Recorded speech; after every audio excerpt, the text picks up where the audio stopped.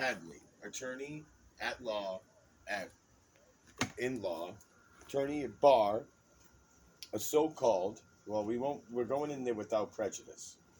We're not trying to defraud anybody because everything's frauded. The whole world's fraud, so we can't defraud it. We just have to go in there operating in our own jurisdiction now. Okay, so just to let you know, this phone call is being recorded. We reserve all rights, delegated and protected, delegated by God and protected by the Constitution. Okay, and recognized under the UCC 1-308. It used to be 1-207. All right, without prejudice. We come in peace. All right, we are true, calling from the continental United States of America to now a foreign jurisdiction of the federal government. So we're contacting with you from the mothership. All right. So I'm over here on the homeland. You're over in there in the homeland. I'm on the territory. Okay. I am above the state though in a way, in a supra, sui juris, supra above, sui juris, sui generis of my own kind. Okay. I'm calling not to contract with you. Okay. For I am a living man. And you are attorney at a bar that is signed in with as an officer of the court. So really, technically, all matters with you is in favor of the court, and you're dealing with goods, not living men. Your duty is to transfer goods from one end to another. I'm here in pro se propria persona, okay? In special proceedings right now, court is already taking place.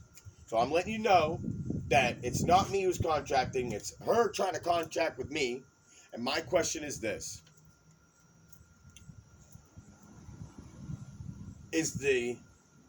My first question for you before you proceed is, does the Constitution, okay, is it a living, breathing document still today?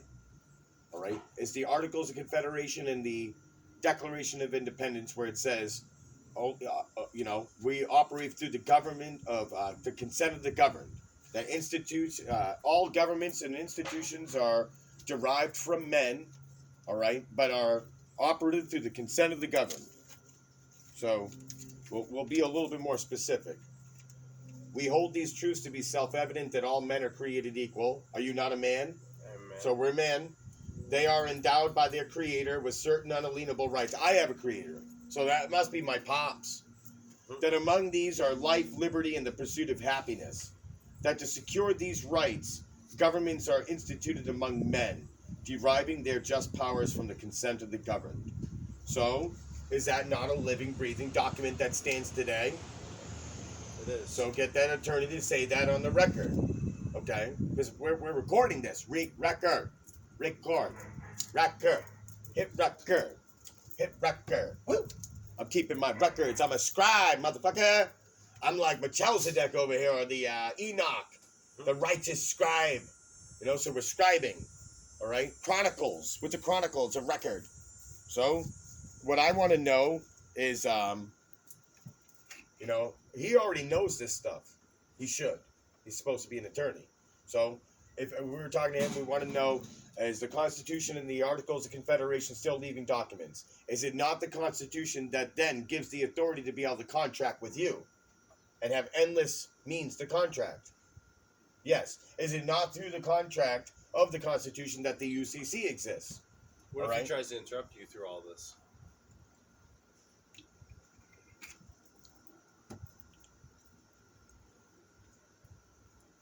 What he's trying to do then is meet you in court then. So if you have the attorney at law, what you're trying to do is contact this attorney, which now he's trying to contract with you. Okay? So they, to me, are... I don't believe this is a negotiation. Okay? This is them...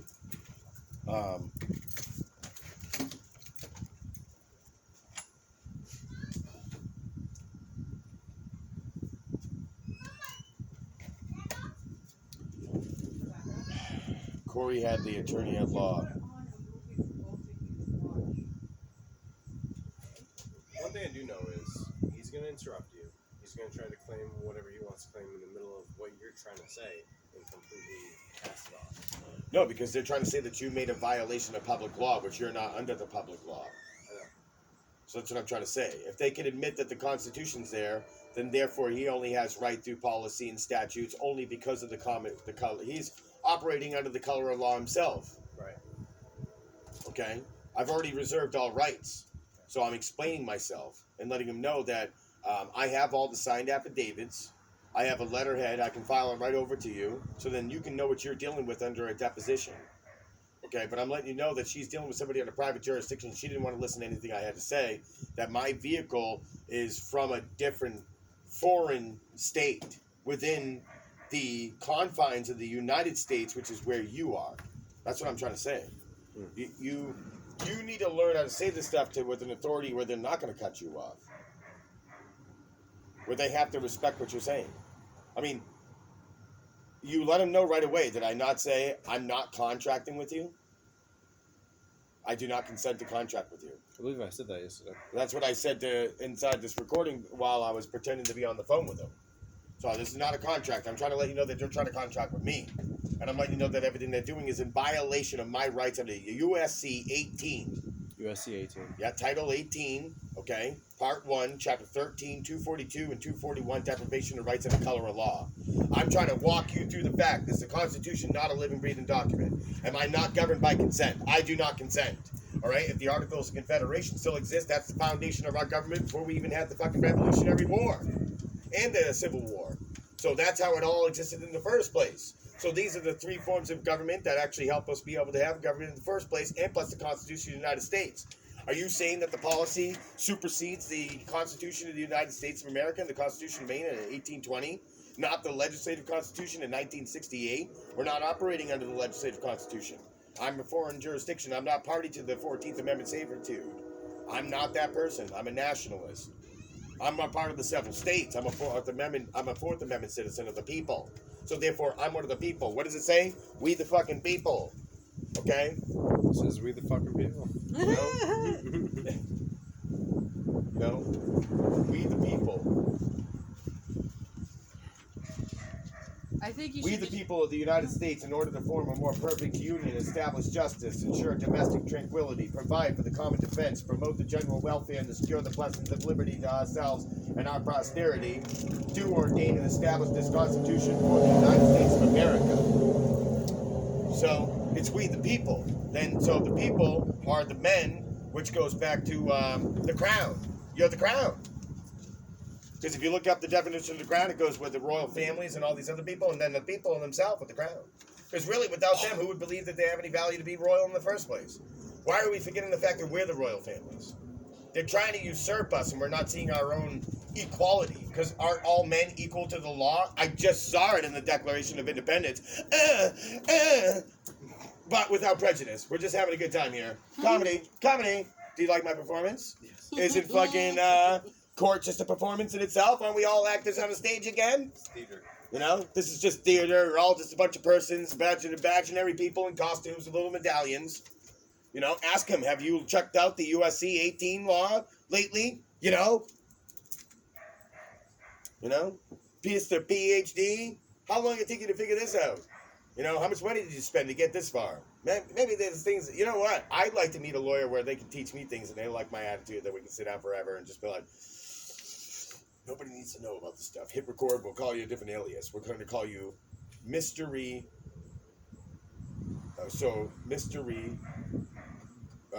We're going to go Mystery Ghost alias. So it'll be Mr. Rigos.